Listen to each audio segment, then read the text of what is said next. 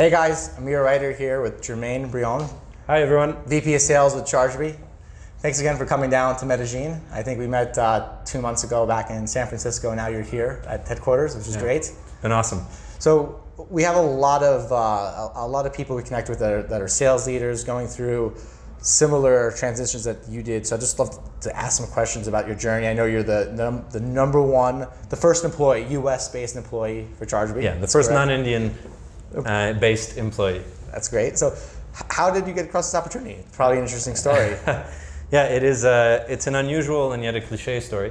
I had a startup in France at the end of 2014 that I had to shut down at the beginning of 2015.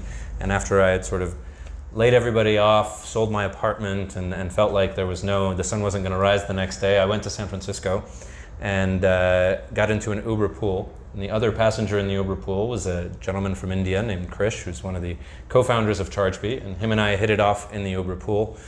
We had coffee the next day, lunch 2 days later, and then I joined Chargebee a couple months later. Nice. So next thing you know, you're running a team of 3 salespeople. Yeah. Now you're close to 45. 45, going on 75. For any VPs of sales listening, what would be the biggest piece of advice that they can do to prepare themselves for that transition from a smaller team to a growing team? Yeah, I think it's hard to say just one thing. There are so many learnings in the journey. One of the things that I would say is you can never hire sales ops early enough. And so, the ability to measure what you're doing, your team's performance, and get tooling down will be key to being able to scale. So I probably waited too long to hire sales ops.